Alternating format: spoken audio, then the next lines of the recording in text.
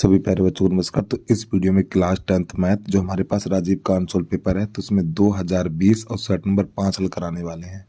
यदि आपने इससे पहले की वीडियो नहीं देखी है तो उन सभी वीडियो का लिंक इस वीडियो के डिस्कशन बॉक्स में दे देंगे, तो वहां तक जाके आप देख सकते हो। और फिर भी आपको कोई वीडियो ना मिले तो कमेंट करके बोल देना, तो उस वीडियो का लिंक आपके पास भेज देंगे।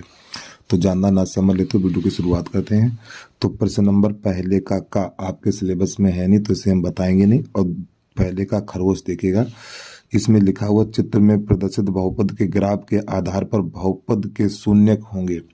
तो आपको ये देखना है, ये ग्राफ है ना, ये वाला ग्राफ, ये बेटा हमारा एक्स अक्ष लाइन होती है सीधी वाली, ये एक्स अक्ष कहलाती है। तो ये जो ग्राफ है टेढ़ा मेढ़ा एक्स अक्ष को कितनी बार काटा, देखो एक ये काटा, दो, तीन, चार बार काटा, तो शून्य की संख्या 4 हो गई है।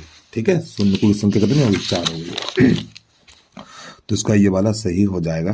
अब इसके बाद यहाँ पर ये भी आपके सिलेबस में नहीं है, तो पहले का घाघड़ी है, यदि sign theta minus cos theta बराबर 0 है तो इसका मान कितना होगा, ये आपको बता दे रहा हूँ। तो यहाँ पे पहले का है घाघड़ी, sine theta minus cos theta और बराबर है हमारा 0। ठीक है, अब यहाँ पे प्यारे बच्चों क्या करना है हमें, इस कॉस को इधर ले जाओ। जब इस कॉस को इधर ले जाएंगे तो ये प्लस का हो जाएगा, तो साइन थीटा बराबर कॉस थीटा। अब प्यारे बच्चों टेबल में एक ऐसा मान बताओ, टेबल में एक ऐसा मान बताओ कि दोनों मान बराबर हों। तो यहाँ पे क्या है, यानी देखो थीटा की जगह पे एक ऐसा मान रखो कि दोनों बराबर हो जाएं। थीटा की जगह पे एक ऐसा मान रखो कि दोनों बराबर हो जाएं। तो अगर आप थीटा बराबर यहाँ पे 45 रख देते हो, थीटा बराबर 45 रख दोगे तो दोनों पक्ष बराबर हो जाएंगे, क्योंकि साइन 45 का भी मान 1/√2 है और कॉस 45 का भी मान 1/√2 है। ठीक, तो ये थीटा का मान हो गया 45। अब यहाँ पे जो मान हमें ज्ञात करना है, साइन पे पावर 4 थीटा और प्लस कॉस पे पावर 4 थीटा, इसका मान ज्ञात करना है। तो थीटा की जगह 45 लगा दीजिए, तो यहाँ पे 45 और पे घात 4 प्लस यहाँ पर भी 45 लगा देना हमें, घात 4। ठीक, इस प्रकार तो साइन 45 का मान 1/√2 और घात 4 है ये प्लस 1/√2 पे घात 4। अब प्यारे बच्चों इसका 4 बार गुणा करेंगे, तो इधर करके दिखा दे रहे हैं 1/√2 1/√2। ठीक, इस प्रकार हम इसका 4 बार गुणा करेंगे। तो यहाँ पे 2 है, ऊपर का गुणा करेंगे तो 1 ही रहेगा। फिर देखो √2 का √2 में करेंगे 2, फिर इस √2 का √2 में करेंगे 2, फिर 2 दूनी 4, तो 1/4 हो जाएगा। इसका मान कितना हो जाएगा, 1/4। तो यहाँ पे 1/4 और प्लस 1/4, तो इसके हर समान है तो अंत जुड़ जाएंगे 2/4, 2 1 2, 2 दूनी 4, तो इसका आंसर निकला 1/2। तो बेटा ये हो गया प्रश्न का हल हमारा। ठीक है, तो हमारा इसका दूसरा वाला विकल्प सही हो जाएगा। ठीक, 1/2। अब इसके बाद प्रश्न नंबर है इसका 5वां, बिंदु 3, बाई की बाई अक्ष से दूरी है। तो प्यारे बच्चों बाई अक्ष से दूरी होती है x, बाई अक्ष से दूरी बराबर x, और x का मान कितना है, 3 है। बाई अक्ष से दूरी यहाँ पे लिख लो, देखो बाई अक्ष से दूरी बराबर x, और यहाँ पे x का मान कितना है, 3 है। तो इसका आंसर हो जाएगा दूसरा वाला सही हो जाएगा। अगला प्रश्न देखिएगा, यहाँ पे लिखा हुआ है 52 पत्तों की फेंटे की ताश की गड्डी में एक पत्ता निकाला जाता है, इसके इक्का नहीं होने की प्रायिकता ज्ञात करनी, इक्का नहीं होने की प्रायिकता ज्ञात करनी है।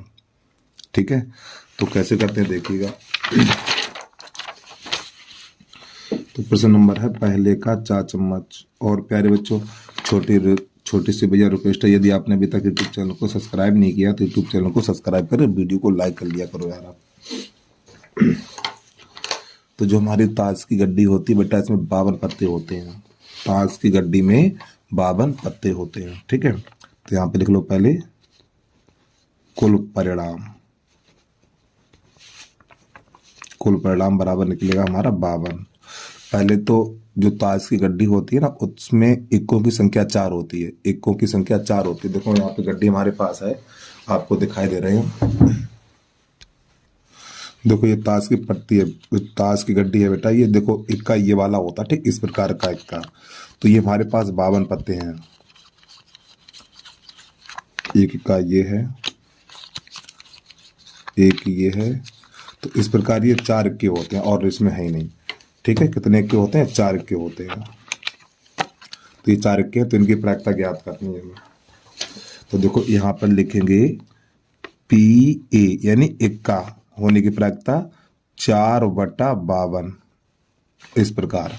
अब यहाँ पे 4 एकन 4 और 4 एकन 4, 4 तियो 12, तो पी ए बराबर 1/13। लेकिन हमें ये ज्ञात नहीं करना, हमें ज्ञात करना इक्का ना होने की प्रायिकता। तो इसके लिए एक सूत्र होता है P A plus P A पे बार और बराबर 1। ये होने की प्रायिकता और ये ना होने की प्रायिकता है। तो इसका मान 1/13 है, प्लस पी और इसका मान हमें पता नहीं, बराबर 1। 1/13 को उधर ले जाओ तो पी इक्का ना होने की प्रायिकता 1 माइनस 1/13 हो जाएगा। फिर 13 एकन 13 और 13 में से घटा देंगे 12, तो 12/13 इस प्रश्न का हो जाएगा आंसर। ठीक है, चलिए भाई जल्दी से नोट कर लीजिए, अगला प्रश्न देखिएगा इसके बाद।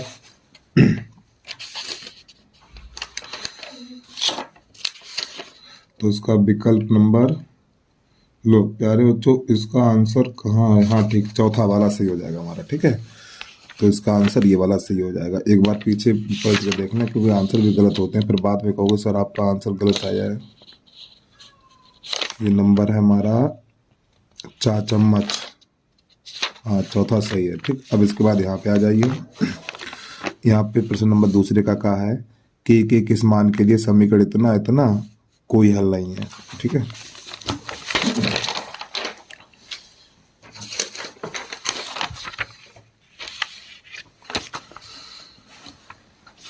तो यहाँ पे 2 समीकरण दे रखे हैं। प्रश्न नंबर दूसरे का यहाँ पे लिखा हुआ है 3x प्लस वाई बराबर 1, 3x प्लस वाई बराबर 1। और अगला समीकरण है हमारा 2k माइनस 1 और ये x plus k minus 1 into y बराबर है 2k प्लस 1। तो प्रश्न यहाँ पे कह रहा है समीकरण का कोई हल नहीं है, कोई हल नहीं है। अर्थात प्यारे बच्चों a1/a2 इक्वल v1/v2 और नॉट इक्वल c1/c2, ये रेखाएं हमारी समांतर होती हैं, ठीक है। जब कोई हल नहीं होता है तो ये रेखाएं कैसी होती हैं? समांतर होती हैं। तो हमें यहाँ पे गुणांक लेना है। देखो यहाँ पे 3 है, यहाँ पर ये वाला मान लेना है 3/2k माइनस 1 और बराबर यहाँ पे 1 है और यहाँ पर ये वाला मान है, तो 1/k माइनस 1। अब इसको हल करिए, इसका इसमें, इसका इसमें। तो जब इसका इसमें करेंगे तो 3k माइनस 3, इधर का करेंगे 2k माइनस 1। इस 2k को उधर लाइए, 3k माइनस का 2k बराबर माइनस का 1 और प्लस का 3 हो जाएगा। तो प्यारे बच्चों k बराबर 2 निकल के आ जाएगा। यही हो गया हमारे प्रश्न का आंसर, ठीक है। तो जल्दी से नोट कर लीजिए, अगला प्रश्न देखिएगा इसके बाद।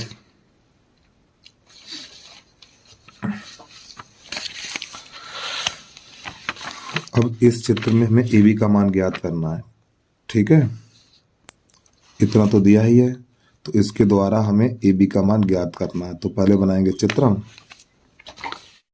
प्रश्न नंबर हमारा है दूसरे का खा, तो इसमें हमें ए बी का मान ज्ञात करना है, ठीक। ए बी का मान ज्ञात करना है। और देखो प्यारे बच्चों, ये प्रश्न हमारा 1 नंबर का है। ये जो प्रश्न है वो हमारा 1 नंबर का, तो 1 नंबर जैसा लिखिए। तो यहाँ पर लिखेंगे हम AO/OC और बराबर BO/OD, यानी कि यहाँ पे क्या लिखा गया AO/OC, फिर लिखा गया है BO/OD, फिर आप ये वाला लिख दो AB/OD, DC लिख दो। इस प्रकार क्या लिखेंगे हम, AB बटा DC। एक भुजा बची थी वो भी मैंने समानुपात में लगा दिया। और इन सब का मान कितना है बेटा, इन सब का मान है 1/3। ठीक, अब इसके बाद यहाँ पे AB का मान दे रखा है, किसका, DC का मान दे रखा है 1.5। तो इन दोनों को हम बराबर करेंगे। तो यहाँ पे लिखेंगे AB बटा DC बराबर 1/3। इस DC की जगह पे 1.5 लगा दो। तो AB बटा 1.5 बराबर 1/3। अब यहाँ पर 3 एकम 3, ये हो जाएगा 0.5 गुणा करा देंगे। तो AB बराबर निकलेगा 0.5 सेंटीमीटर। तो ये प्रश्न का आंसर आ गया। 1 नंबर में है तो 1 नंबर जैसा करिए भाई, ठीक है। अगर ये 3-4 नंबर में होता थोड़ा बड़ा करके करते इसको हम। तो ये दूसरे का खा खरगोश, ठीक सही है, जल्दी से नोट कर लीजिए। इसके बाद अगला प्रश्न देखिएगा। यहाँ पे अगला प्रश्न है हमारा, यहाँ पे लिखा हुआ है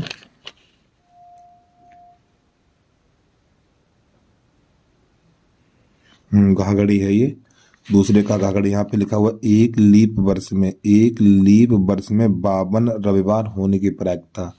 52 रविवार होने की प्रायिकता, चलिए समझिएगा इसको।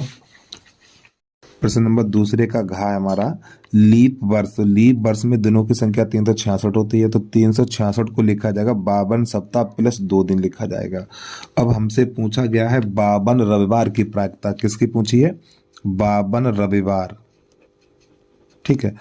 तो जब 52 यानी हफ्ते का यहाँ पे कोई सा भी दिन हो, हफ्ते का यहाँ पर कोई सा भी दिन हो और लीप वर्ष हो, तो यहाँ पे 2 दिन बचे हुए हैं। तो क्या करना है हमें, इस 2 दिन को 7 में से घटा दो। 7 - 2 तो बराबर 5। तो इसकी जो प्रायिकता होगी 5/7 होगी, ठीक। 5/7 यही बेटा प्रश्न का आंसर आ जाएगा। और इस प्रश्न का आपके अनसोल्ड में आंसर नहीं दिया और मेरे पास दूसरा अनसोल्ड है, ठीक है, अरिहंत का, उसमें देखो इसका आंसर दिया हुआ 5/7। ये रहा देखो 5/7, ये वाला दूसरे का घाघड़ी। अब एक बार फिर समझा दें आपको। देखो जब लीप वर्ष होगी, लीप वर्ष में दिनों की संख्या 366 होगी। तो 366 को लिखना 52 सप्ताह प्लस 2 दिन, 52 सप्ताह प्लस 2 दिन। और लीप वर्ष में 52 दिन, कोई सा भी दिन हो, यहाँ पर 52 दिन, ठीक। 52 सोमवार हो, मंगलवार हो, कुछ भी हो। तो यहाँ पे जो 2 दिन है ना, इसको 7 में से घटा के 7 में घटा दो, कितना बचा 5। तो 5/7 हो जाएगा। 5/7 यही इसका आंसर आ जाएगा, ठीक है। चलिए इस प्रश्न के बाद अगला प्रश्न देखिएगा आप। प्रश्न नंबर 3 है हमारा, यहाँ पे लिखा उस समांतर श्रेणी के पदों की संख्या ज्ञात की जिसका प्रथम पद 4 और अंतिम पद 49 और सभी पदों का योग 265 है, ठीक है। इसको देखिएगा आप।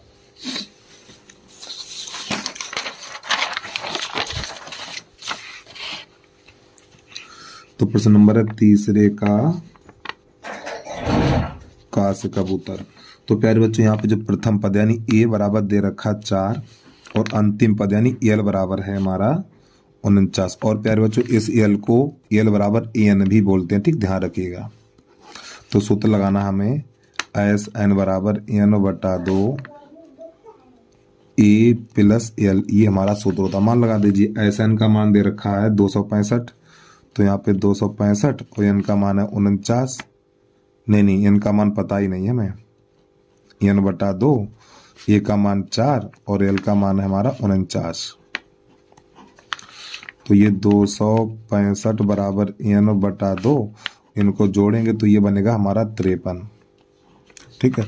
तो प्यारे बच्चों ये चला जाएगा 53 एकन 53 और 53 पंजे होता है 265। तो यहाँ पे 5 बराबर N/2 और 2 का गुणा इधर हो जाएगा। तो N बराबर 10 निकल के आ जाएगा। जो पदों की संख्या है वो हमारी 10 है, ठीक है। चलिए भाई इस प्रश्न के बाद अगला प्रश्न देखिएगा।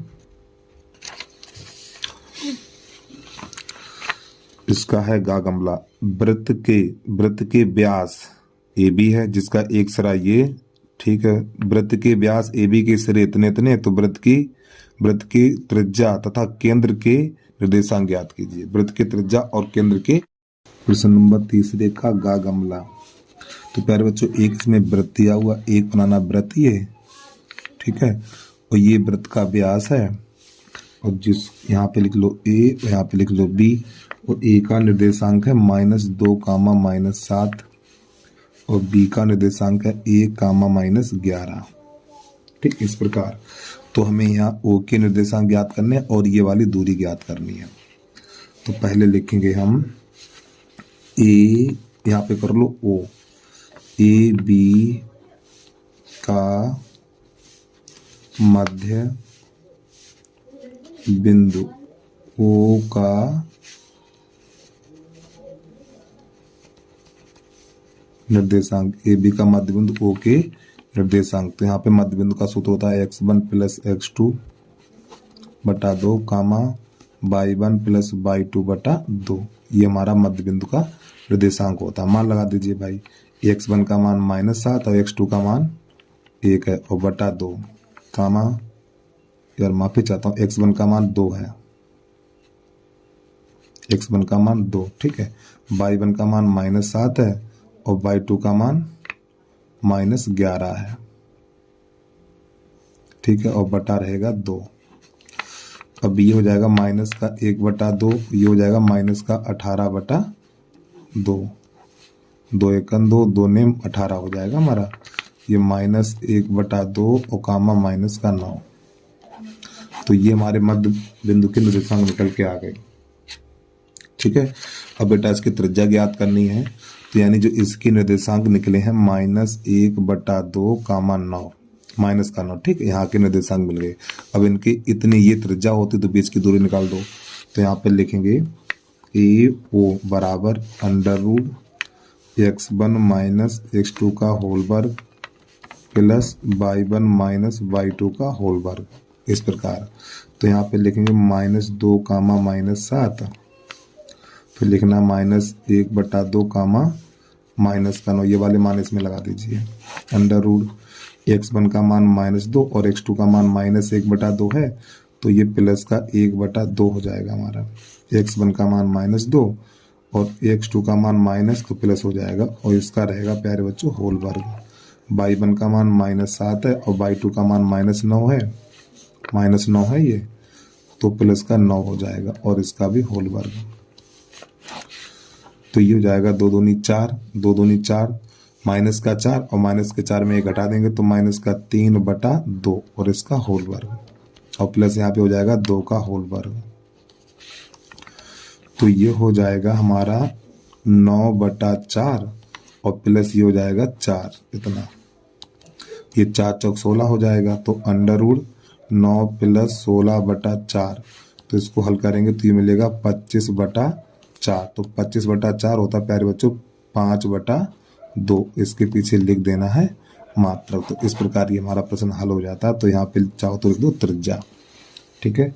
चलिए भाई, इस प्रश्न के बाद हमारा प्रश्न नंबर 30 का घाघड़ी है। तो यहाँ पे लिखा हुआ 10 सेंटीमीटर त्रिज्या वाले वृत्त की जीवा केंद्र पर 90 अंश का कोण अंतरित करती है। त्रिज्या कितनी है? 10 सेंटीमीटर है। कोण कितना? 90 अंश है। तो लघु वृत्तखंड का क्षेत्रफल ज्ञात करना है। तो यहाँ पे लिखना है 30 का घाघड़ी। तो प्यारे बच्चों r बराबर है 10 सेंटीमीटर और थीटा बराबर है 90 अंश। तो हम यहाँ पे लिखना है लघु वृत्तखंड का क्षेत्रफल। लघु वृत्तखंड का क्षेत्रफल, तो उसका सूत्र होता है पाई r² थीटा बटा 360 माइनस 1/2 r² साइन थीटा। तो इसमें देखो पाई का मान प्रश्न में दिया है कि नहीं दिया है, लगा दो पाई का मान भाई। तो पाई का मान 3 पाई का मान चलो 22/7 ही लगा दो, 22/7 नीचे लगाएंगे, ठीक है, और गुणा 360। अब इसके बाद यहाँ पर r की जगह पे 10 लगाएंगे तो 10 का 100 मान हो जाएगा, ठीक है। यहाँ पे 90 है माइनस 1/2, फिर यहाँ पर हमें 100 लिखना है और गुणा साइन 90 है। तो प्यारे बच्चों 90 एकन 90, 90 चौकू, फिर 4 एकन 4, ये हो जाएगा हमारा 25। तो 25 गुणा 22 में कराओ, 25 दूनी 50 हासिल 5, 25 दूनी 50, 55 हो जाएगा ये, और बटा 7 माइनस 1/2 और गुणा 100 और साइन 90 का मान 1, तो 2 एकन 2, तो ये बनेगा हमारा 50। तो 550/7 माइनस का 50, इसके नीचे करो 550 माइनस इसका इसमें तो 350 बन जाएगा और बटा 7 घटाएंगे तो यहाँ पर बचेगा हमारा, ये बचेगा 200/7 इतना रख दो ना। 2 का इसमें भाग लगाओ, 7 का भाग 200 में लगाएंगे तो 7 दूनी 14, 7 दूनी 14 तो यहाँ पर बचेगा 6, फिर 0 और 7 8 56, यहाँ पे 4 बचेगा, यहाँ रखो दशमलव, यहाँ बढ़ाओ 0, 7 पन्ना 35, 5 बचा, फिर 0 बढ़ाओ 7 सत्ते 49, तो इसका आंसर निकल के आएगा 28.57 वर्ग सेंटीमीटर। ठीक, तो इस प्रकार ये हमारा प्रश्न पूरा हल हो जाता है। इस प्रश्न के बाद अगला प्रश्न देखिएगा, वीडियो को रोक कर आराम से नोट कर लिया करो भाई। तो यहाँ पे लिखना है चौथे का खा, यहाँ पे लिखा हुआ है कॉस 0 अंश प्लस साइन 30 अंश प्लस साइन 45। फिर अगले कोष्टक में लिखा हुआ है साइन 90 प्लस कॉस 60 और माइनस कॉस 45 और बराबर लाना हमें 7/4 ये लाना। तो सबसे पहले इसका LHS लिखेंगे, कॉस 0 अंश साइन 3 अंश साइन 45 साइन 90 कॉस 60 और कॉस 45 का मान लगा दीजिए। तो कॉस 0 का मान 1 और साइन 30 का मान 1/2 और साइन 45 का मान 1/√2 प्लस साइन 90 का मान 1, कॉस 60 का मान 1/2, इसका मान 1/√2। अब ये हो जाएगा 2 एकन 2, 2 एकन 2, 2 एक 3, तो हो जाएगा 3/2 माइनस 1/√2 प्लस है। ठीक है, फिर यहाँ पे 2 एकन 2 एक 3, ये 3/2 और माइनस 1/√2। तो प्यारे बच्चों एक सूत्र होता है हमारा, कौन सा सूत्र होता है उसको देखेगा, a + b और a - b बराबर होता है a² - b²। तो देखो संख्या एक बार प्लस एक बार माइनस है, तो यहाँ पे मिल रहा 3/2 का वर्ग माइनस 1/√2 का वर्ग, तो ये बनेगा हमारा 9/4 और माइनस 1/√, ये इसका अंडर हट जाएगा तो 1/2 बचेगा, 1/2। अब इसका लासा लेंगे तो लासा आएगा 4, तो 4 एकन 4, तो ये 9 रहेगा और 2 दूनी 4 2 बार गया, फिर 2 एकन 2, तो यहाँ पर बचेगा 7/4। तो इस प्रकार ये हमारा प्रश्न हल हो जाता है। तो LHS और बराबर RHS। ठीक है, अगर यहाँ पे दिक्कत है तो इसका गुणा इसमें करो, इसका इसमें करो, नीचे का नीचे करो, तब भी यही निकल के आ जाएगा। अब इसके बाद इसका गागमला उसको देखेगा, यहाँ पे लिखा हुआ बिंदु इतने इतने को मिलाने वाले रेखाखंड को त्रिभाग करने वाले बिंदुओं के निर्देशांक ज्ञात करिए। चलिए इसको समझिएगा। तो यहाँ पर नंबर है हमारा चौथे का गागमला। तो प्यारे बच्चों एक रेखा पहले खींचना है, रेखाखंड यहाँ पे कर लो A और यहाँ कर लो B और इसके 3 भाग करने हैं। ठीक है, तो एक भाग ये हो गया और एक भाग ये हो गया, यहाँ कर लो P, यहाँ कर लो Q। तो A के निर्देशांक हैं 3, -3 और B के निर्देशांक हैं 9, 9। और प्यारे बच्चों ये वाली दूरी हमारी 1 है, ये वाली दूरी हमारी 1 है और ये वाली दूरी 1 है। तो सबसे पहले हमें P के निर्देशांक निकालने हैं, तो यहाँ पे लिखेंगे 3, -3 तथा 9, 9 और अनुपात। पहले हम P के निर्देशांक निकालेंगे, तो ये वाली दूरी कितनी है 1 और इधर से P कितनी दूर है 2 दूर है, तो यहाँ पे 2 लिखेंगे इस प्रकार। ठीक, तो आप लिखना P के निर्देशांक बराबर P के निर्देशांक, P के निर्देशांक। तो सूत्र होता है हमारा m1 x2 m2x1 बटा m1 प्लस m2। अगले मान लिखेंगे m1/2 m2/1 और बटा m1 प्लस m2। अब ये वाले मान उठा के इसमें लगा दीजिए। m1 का मान 1 और x2 का मान 9 प्लस m2 का मान 2, x1 का मान 3 बटा m1 प्लस m2 यानी इन दोनों का जोड़ 3 हो जाएगा। कामा y1 का मान m1 का मान 1, y2 का मान 9 प्लस m2 का मान 2 और y1 का मान -3 और बटा में हो जाएगा 3। तो 9 प्लस 6 बटा 5 ये हो जाएगा 9 माइनस 6 बटा 3, तो ये हो जाएगा 15 बटा 5 और कामा 3 बटा 3। इसको हल करिए। प्यारे बच्चों माफ़ी चाहता हूँ, यहाँ पे हमारा है 3 है, 3 लिखिए। ठीक है, यहाँ पर 3 है, ये 3 एकन 3, 3 पंजे 15 और 3 एकन 3। ठीक है, तो यहाँ पर बचेगा 5,1। तो ये हमारे निर्देशांक निकले पी के, तो यहाँ पे लिख दीजिए 5,1 इस प्रकार। अब हमें क्यू के निर्देशांक निकालने हैं, तो ये क्यू हमारा पी और बी के बीच में है। जो हमारा ये क्यू है वो पी और बी के बीच में है, तो लिखेंगे पी बी का मध्य बिंदु क्यू के निर्देशांक। तो यहाँ पे नई लाइन से लिखना है पी बी का मध्य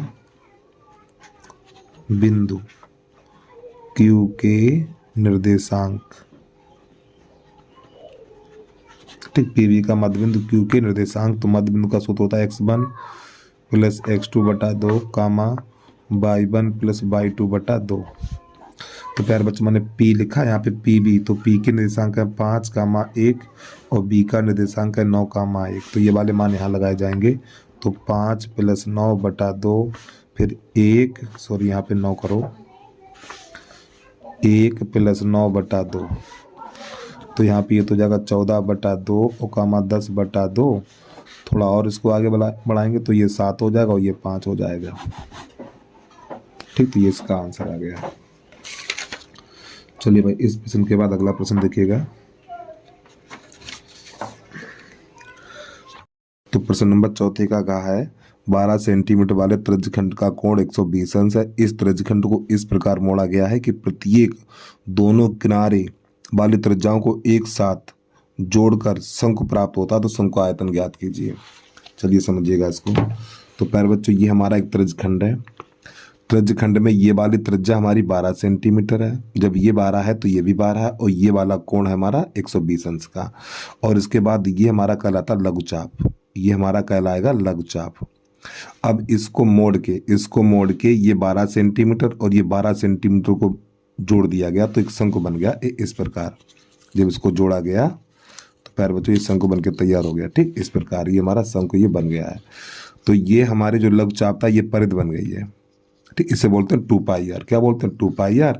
अब ये लघुचाप की और लघुचाप की लंबाई बन गई है हमारी, यानी चाप की लंबाई। तो इसको मोड़ के एक शंकु बनाया गया।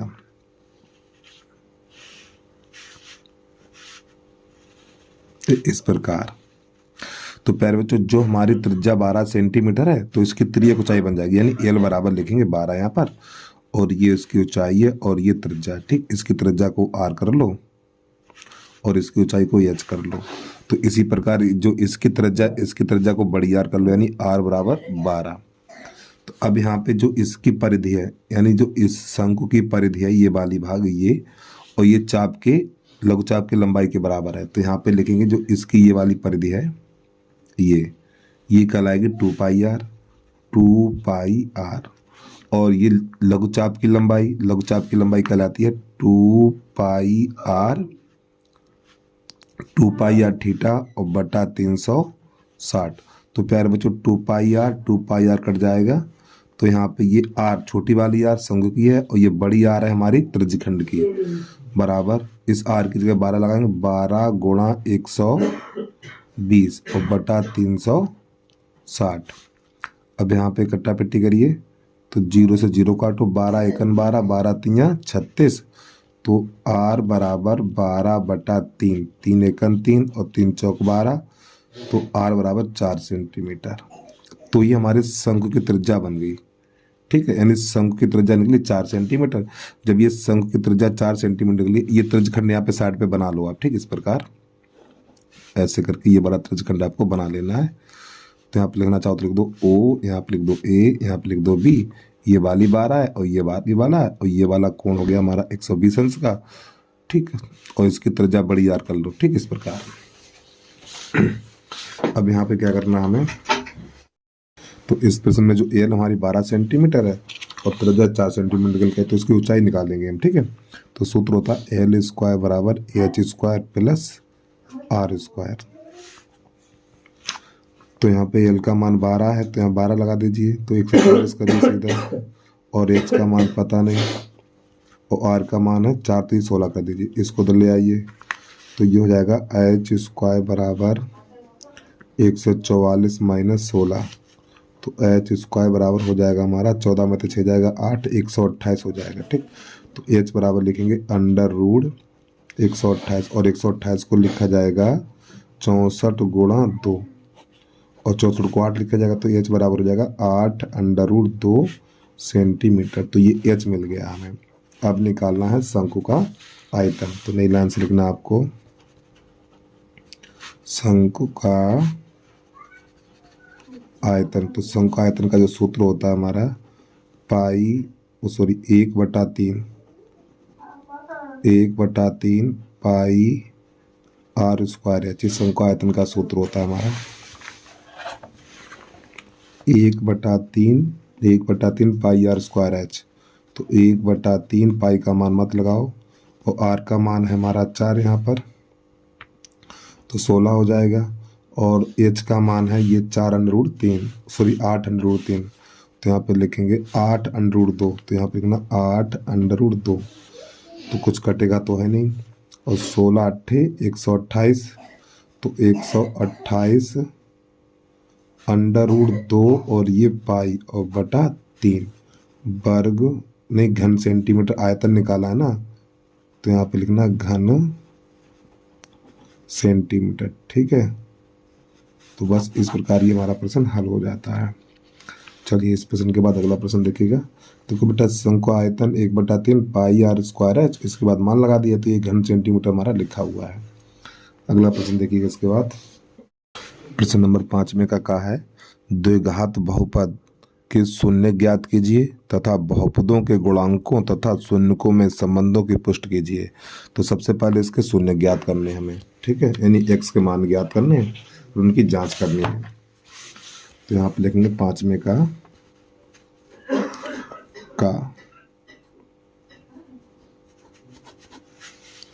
यहाँ पे लिखा हुआ 6x square.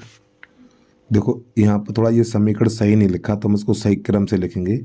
6x square minus का 7x, ये माइनस का 3 बराबर 0, इसको ऐसे करके लिखा जाएगा। ठीक, अब इसके गुणनखंड करिए, 6 3 18 और 9 2 18। 6x स्क्वायर माइनस का 9x और प्लस का 2x माइनस का 3 बराबर 0। तो यहाँ से 3x कॉमन लेंगे, तो यहाँ पर बचेगा 2x माइनस का 3, यहाँ से प्लस 1 कॉमन लेंगे, 2x माइनस 3 बराबर 0। तो ये हो जाएगा 3x प्लस 1, फिर हो जाएगा 2x माइनस 3। पहले हमने इसको लिख लिया। ठीक, या पहले इसको लिख लो 2x माइनस 3, फिर 3x प्लस 1 बराबर 0। तो यहाँ से जब हम x के मान निकालेंगे 3x प्लस 1 बराबर 0, तो 3x बराबर -1, तो x बराबर -1/3, 1 ये मान निकल के आ गया। फिर 2x माइनस 3 बराबर 0, 2x बराबर 3 और x बराबर 3/2, 1 ये x का मान निकला है। तो हमारे ये x के 2 मान निकल के आ गए। ठीक है, अब इसकी करनी है जांच, और प्यारे बच्चों इन्हीं को अल्फा और बीटा मान लिया जाएगा, यानी अल्फा बराबर -1/2 या मत मानो। अब नई लाइन से लिखो इसकी जांच लिखने के लिए प्रश्न को दोबारा से लिखा जाएगा। 6x स्क्वायर माइनस का 7x माइनस का 3 बराबर 0। तो प्यारे बच्चों यहाँ पे a बराबर 6 है, b बराबर -7 और c बराबर -3। अब हमें निकलना है शून्यकों का योगफल। शून्यकों का योगफल बराबर माइनस बी अपान ए हमारा सूत्र होता है। अब ये दोनों हमारे शून्य का, ठीक, इन दोनों का योगफल, तो यहाँ पे क्या लिखना, -1/3 और +3/2 और बराबर बी का मान कितना है, बी का मान -7 है, बी का मान -7 है, तो माइनस फिर -7, ए का मान 6 है, तो ये माइनस माइनस प्लस बन जाएगा और इसका गुणा इसमें करेंगे, इसका इसमें करेंगे, तो हो जाएगा -2 और +9 और बटा 3 दूनी 6 और बराबर 7/6 और ये हो जाएगा हमारा 7/6 बराबर 7/6। तो शून्यकों का योगफल तो समान निकल के आ गया। अब यहाँ पे लिखेंगे गुणनफल। शून्यकों का गुणनफल, शून्यकों का गुणनफल होता है सी अपान ए और प्यारे बच्चों हमारे पास शून्य की है, यानी इन दोनों का गुणा करना है हमें। तो -1/3 और गुणा 3/2। सी का मान कितना है, सी का मान है हमारा -3, ए का मान 6 है तो 6 लगा देंगे। तो प्यारे बच्चों ये 3 से 3 कट जाएगा हमारा, तो -1/2 और 3 एकन 3, 3 दूनी 6, तो -1/2। तो इस प्रकार ये हमारा पूरा प्रश्न हल हो जाता है। चलिए इस प्रश्न के बाद अगला प्रश्न देखिएगा, प्रश्न नंबर खा खरगोश, उसको देखिए। प्रश्न नंबर 5 में का सिद्ध कीजिए कि वृत्त पर बाह्य बिंदु से खींची स्पर्शियां केंद्र को बाह्य बिंदु से मिलाने वाली रेखा से बराबर कोण बनाती हैं। यानी कि सबसे पहले मैं ये सिद्ध करना कि ये वाला कोण इसके बराबर है, ये वाला कोण इसके बराबर है, ठीक है, और साथ में ये वाला कोण दिया हुआ है 100 अंश का, फिर ये ऊपर वाला भी कोण ज्ञात करना है। तो सबसे पहले लिखेंगे ओ केंद्र वाले वृत्त में, ये हमारा एक वृत्त है जिसका केंद्र ओ है, ओ केंद्र वाले वृत्त में एपी और पीबी वृत्त की स्पर्श रेखाएं हैं। तो यहाँ पे लिखना है हमें प्रश्न नंबर 5 में का खा खरगोश। तो यहाँ पे लिखेंगे दिया है ओ केंद्र वाले वृत्त में, ओ केंद्र वाले वृत्त में, ओ केंद्र वाले वृत्त में एपी तथा बीपी वृत्त की स्पर्श रेखाएं हैं, ठीक है, और इसके बाद कोण ए ओ बी बराबर 100 अंश दिया हुआ है। फिर नई लाइन से ना सिद्ध करना है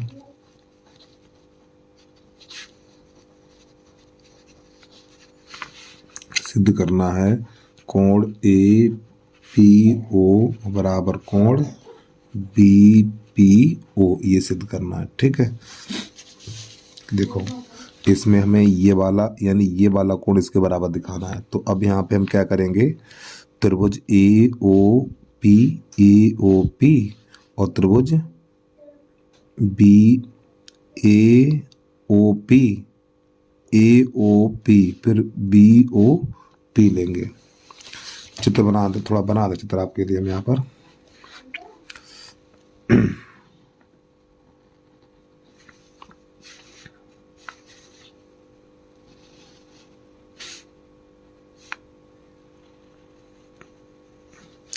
ये हमारा वृत्त का केंद्र है, ये बेटा हमारा कहलाता है स्पर्श बिंदु, ठीक है, और ये स्पर्श बिंदु कहलाता है। इसको यहाँ से ऐसे मिला देंगे और इसको यहाँ से ऐसे मिला देंगे। तो यहाँ पे लिखा हुआ हमारा ए, यहाँ लिखा हुआ पी, यहाँ लिखा हुआ बी, यहाँ लिखा हुआ ओ, ठीक है। ये वृत्त का केंद्र होता है, ये वाला कोण 100 अंश दे रखा है। तो यहाँ पर हमें लिखना है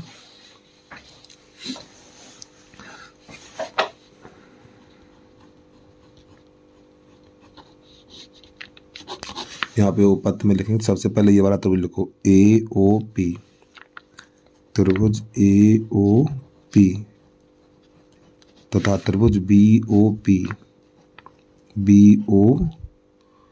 पी में। तो प्यारे बच्चों ये वाली रेखा इसके बराबर है क्योंकि वृत्त की त्रिज्या है। तो यहाँ पे लिखना है हमें ए ओ बराबर बी ओ, तो आगे लिख दो वृत्त की त्रिज्या है ये, ठीक है, और ये वाली रेखा हमारी हो जाएगी उभयनिष्ठ। तो लिखना ओ पी बराबर ओ पी आगे लिखो उभयनिष्ठ।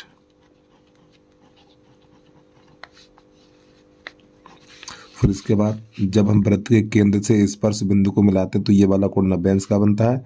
वृत्त को यानी वृत्त के केंद्र से स्पर्श बिंदु को मिलाते हैं तो ये वाला कोण 90 अंश का होता है। तो यहाँ पे लिखेंगे ओ ए पी, कोण ओ ए पी बराबर कोण ओ बी पी और बराबर 90 अंश। इसलिए त्रिभुज ए ओ पी सर्वांसम त्रिभुज बी ओ पी, ठीक है। दोनों त्रिभुज कैसे सर्वांसम हो गए, और सर्वांसम किसके आधार पे होते हैं, यहाँ पे कसौटी लिख दीजिए। देखो दो बजाय एक कोण एस ए एस के आधार पे सर्वांसम हो गए। तो जब प्यारे बच्चों दोनों त्रिभुज सर्वांसम है तो संगत कोण बराबर होंगे। तो यहाँ पे ये वाला कोण हो जाएगा इसके बराबर। तो यहाँ पे लिखेंगे अतः कोण ए पी ओ बराबर कोण बी पी ओ, ठीक है। वो आगे लिख देना सी पी सी टी, यानी सी पी सी टी का मतलब ये होता है जब कोई दो त्रिभुज सर्वांसम होते हैं, जब कोई दो त्रिभुज सर्वांसम होते हैं तो उसके संगत कोण और संगत भुजाएं बराबर होती हैं, ठीक है। अब प्यारे बच्चों ये वाला कोण इसके बराबर हो गया, ठीक, और ये 100 अंश का है। तो इन दोनों कोणों का योग 180 अंश होता है। तो यहाँ पे लिखेंगे कोण ए ओ बी प्लस कोण ए पी बी बराबर 180 अंश, और इसका मान 100 है। तो यहाँ पे लिखिए 100 और प्लस कोण ए पी बी बराबर 180 अंश। 100 को उधर भेजेंगे तो कोण ए पी बी बराबर हो जाएगा हमारा 80। अब प्यारे बच्चों इसमें दो कोण है, ठीक है, इसमें दो कोण है। एक कोण ये पूरा हमारा 80 अंश का है, ये पूरा 80 अंश का है। तो 80 अंश में ये वाला 40 हो जाएगा और ये वाला 40 हो जाएगा। तो मैं ये वाला कोण निकालना ऊपर वाला, तो लिखेंगे कोण ए पी ओ, कोण ए पी ओ बराबर 80/2। तो इसे काटेंगे तो 40 निकल के आ जाएगा। तो कोण ए पी ओ बराबर 40 अंश। और आपके जो अनसोल्ड में आंसर दिया हुआ वो गलत है, ठीक, इसका यही वाला आंसर हमारा सही होगा। अनसोल्ड में शायद 35 अंश दिया हुआ है, इसमें कितना है, इसमें इसका आंसर नहीं दिया, ठीक, आंसर दिया नहीं है। चलिए जल्दी से नोट करिए, इसके बाद अगला प्रश्न देखिएगा। प्रश्न नंबर है हमारा 5 में का गा, उसको देखिए। तो प्रश्न नंबर 5 में का गा है तो इसमें सिद्ध करना, ठीक, ये प्रश्न दिया हुआ तो हमें इसको सिद्ध करना है।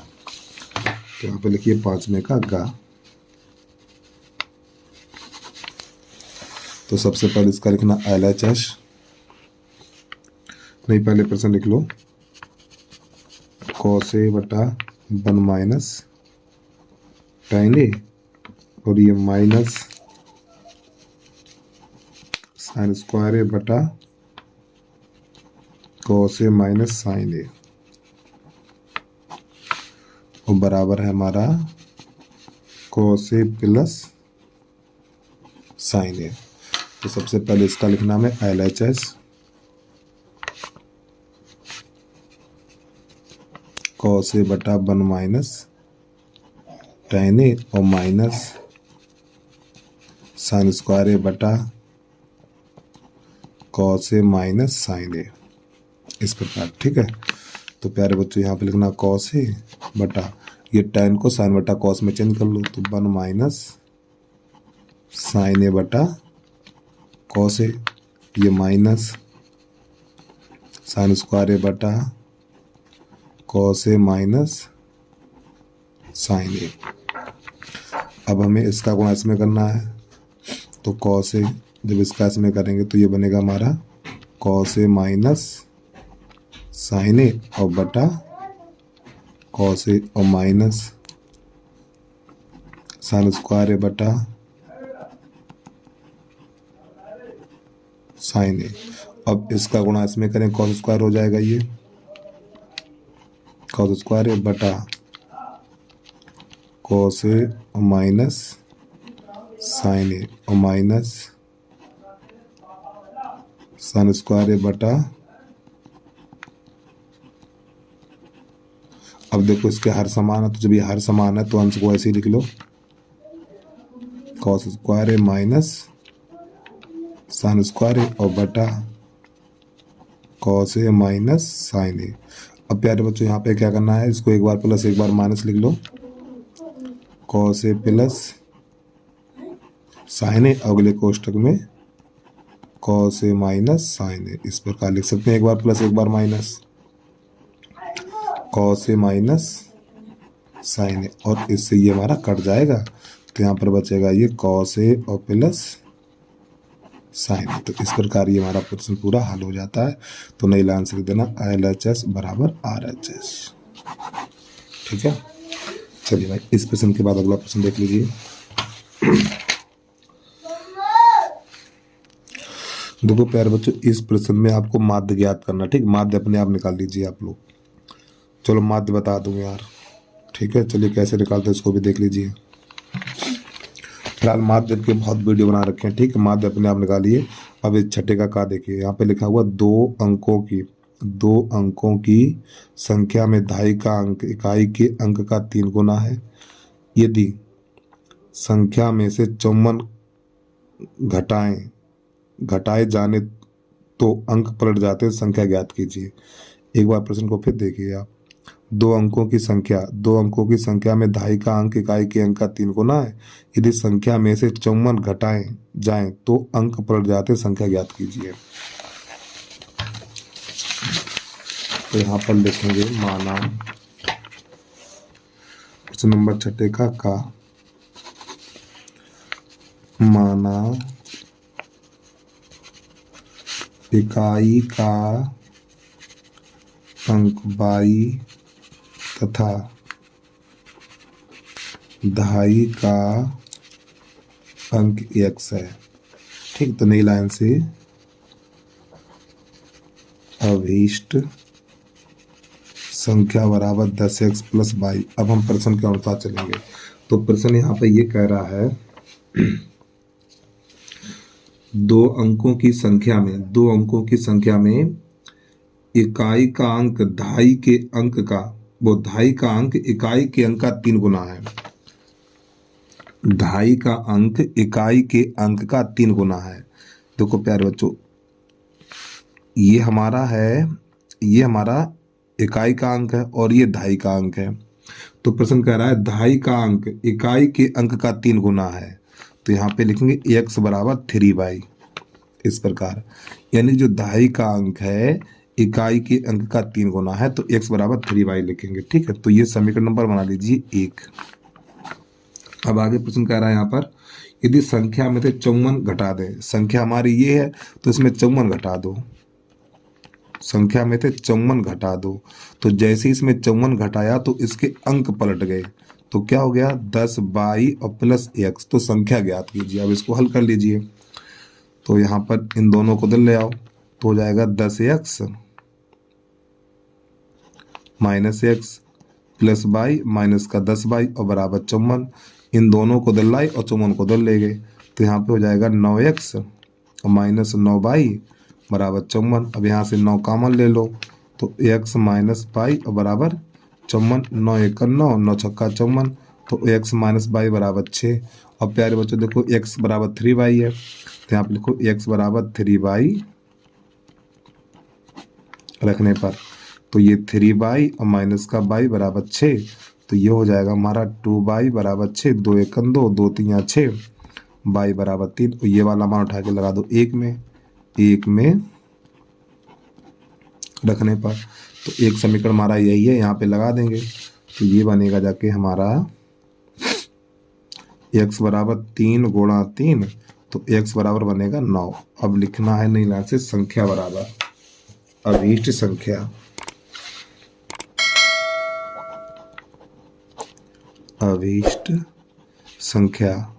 10x प्लस 22 मान लगा दीजिए यहाँ पर। तो 10 गुणा x का मान 9 है प्लस y का मान 3 है, तो ये 90 और 3 93 निकल के आ जाएगा। ठीक है, चलिए जल्दी से नोट करिए, अगला प्रश्न देखिएगा इसके बाद आप। अब प्रश्न नंबर 6 का खा है हमारा एक वृत्ताकार कमरे के ऊपर अर्धगोलाकार गुंबद है। उसका कुल भीतरी आयतन 48,510 घन मीटर है तथा भीतरी व्यास उसकी महत्तम ऊंचाई के बराबर है, तो कमरे की ऊंचाई ज्ञात कीजिए। देखो यहाँ पे समझो, जो हमारा भीतरी व्यास है ना, जो भीतरी व्यास है उसकी महत्तम ऊंचाई के बराबर है, यानी एच बराबर 2r लिखना हमें, एच बराबर 2r या 2r बराबर एच। चलिए समझिएगा यहाँ पर। तो प्रश्न नंबर 6 का खा है, यहाँ पे एक वृत्ताकार कमरे के ऊपर अर्धगोलाकार गुंबद है। तो प्यारे बच्चों, ये वाला हमारा वृत्ताकार एक कमरा है,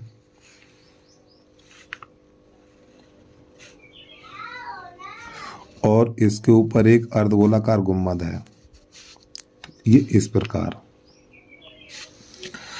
ऐसी स्थिति में क्या होगा, दोनों की त्रिज्या बराबर होगी। तो पहले लिख लो यहाँ पे बेलन तथा अर्ध गोले की त्रिज्या समान है। बेलन तथा अर्धगोले की त्रिज्या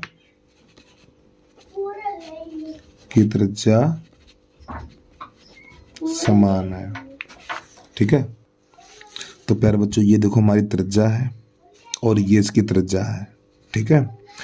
और ये हमारी बेलन की ऊंचाई है प्यारे बच्चों, ये बेलन की ऊंचाई को एच करेंगे। और प्रश्न ये कह रहा है जो इसकी महत्तम ऊंचाई, यानी महत्तम ऊंचाई यहाँ से लेके यहाँ तक व्यास के बराबर है, व्यास के बराबर है। तो यहाँ पे हमें लिखना है 2r बराबर एच, ठीक है। यानी पूरी ऊंचाई एच कर लो, यहाँ से लेके यहाँ तक, ये पूरी बड़ी एच कर ली हमने। तो ये वाली जो ऊंचाई है, ये वाली जो ऊंचाई है व्यास के बराबर है, ठीक। तो यहाँ पे लिखना है हमें एच बराबर 2r, एच बराबर 2r। तो हमें इसी एच का मान ज्ञात करना है। तो प्यारे बच्चों, यहाँ से लेके यहाँ तक देखो, ये हमारी त्रिज्या r है, क्या r है ये। तो हमें ये बेलन की ऊंचाई ज्ञात करनी है, इस बेलन की ऊंचाई ज्ञात करनी है। तो क्या करेंगे, ये वाली ऊंचाई हमने क्या कर ली, एच कर ली है। तो जब बेलन की ऊंचाई ज्ञात करेंगे तो इस एच में से ये वाली आर घटा देंगे। तो यहाँ पे लिखेंगे बेलन की ऊंचाई, बेलन की ऊंचाई, बेलन की ऊंचाई कैसे निकालेंगे, एच बराबर, तो यहाँ पे लिखेंगे एच माइनस आर। अरे भैया देखो, यहाँ से लेके यहाँ तक एच है, तो इस एच में से ये वाला आर घटा देंगे, ये वाला आर होता है ना, ये आर घटा देंगे। तो एच बराबर, और इस एच की जगह पे 2r लगा दो, तो यहाँ पे 2r माइनस आर, तो एच बराबर आर, ठीक। ये बेलन की ऊंचाई होगी हमारी। अब यहाँ पे क्या करना है भाई, इस ठोस का आयतन लिखेंगे हम, ठोस का आयतन, इसका आयतन दे रखा है 48,510 घन मीटर, ये दे रखा है। तो इस ठोस में क्या क्या शामिल है, देखो एक पहले तो बेलन शामिल है, तो बेलन का आयतन पाई आर स्क्वायर एच, तो यहाँ पर लिखना है पाई आर स्क्वायर एच, प्लस ये अर्धगोला, तो अर्धगोले का आयतन 2/3 पाई आर क्यू बराबर 48,510। तो इस एच की जगह पे हमें आर लगाना है, तो यहाँ पे आर लगाएंगे पाई आर स्क्वायर और गुणा आर, और प्लस 2/3 पाई आर क्यू और बराबर 48,510। अब इसको जो थोड़ा इसको हल करेंगे तो ये आर स्क्वायर, ये आर, तो बन जाएगा पाई आर क्यू बन जाएगा ये, प्लस 2/3 पाई आर क्यू और बराबर 48,510।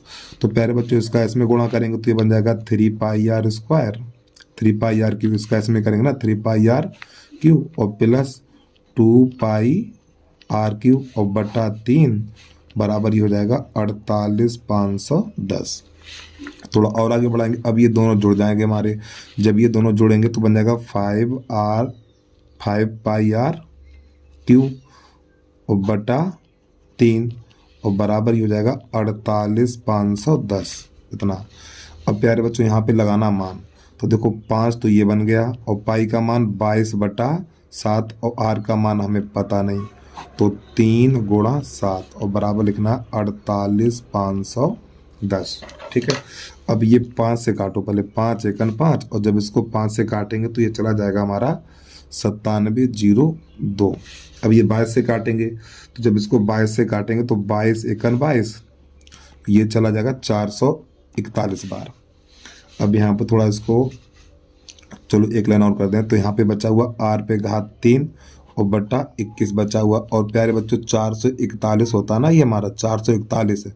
441 को लिख सकते हैं हम 21 गुणा 21, ऐसे करके लिख सकते हैं। अब इसका गुणा और हो जाएगा जाके इधर, तो यहाँ पे नई लाइन से लिखना हमें। तो r पे घात 3 बराबर 21 गुणा 21 गुणा 21। अरे भाई जब ये संख्या हमारी इधर पहुंचेगी तो 21 गुणा 21 गुणा 21 हो जाएगा ना, तो ये हो जाएगा r पे घात 3 बराबर 21 पे घात 3, तो घात से घात कट जाएगा, तो r बराबर निकलेगा 21 मीटर। यानी जो इसकी त्रिज्या निकली है वो 21 मीटर निकली है और इसकी ऊंचाई ज्ञात करनी है।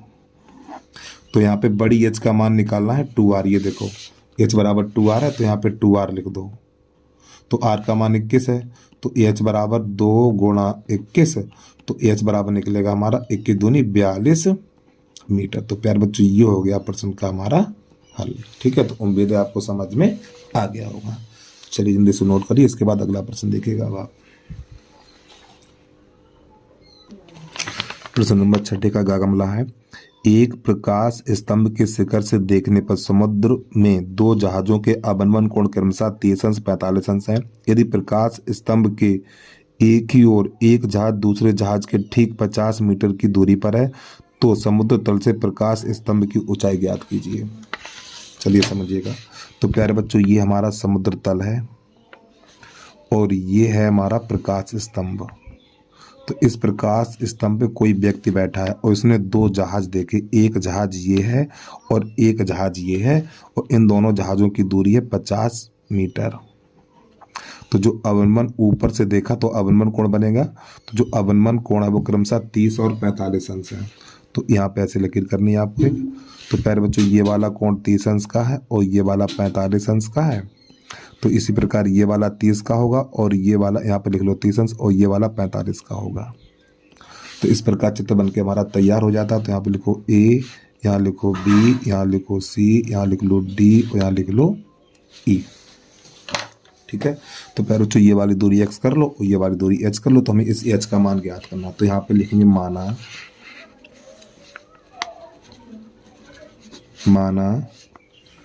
DC एक प्रकाश स्तंभ है। माना DC एक प्रकाश स्तंभ है। तो सबसे पहले समकोण त्रिभुज BCD में, समकोण त्रिभुज BCD में, तो tan 45 तो ये हो जाएगा h बटा x, और tan 45 का मान 1, तो 1 बराबर h बटा x और x बराबर हो जाएगा हमारा h। अब इसके बाद त्रिभुज BCD में, समकोण त्रिभुज BCD में, तो BCD में तो यहाँ पे लिखेंगे tan, समकोण त्रिभुज BCD में tan 30, तो बराबर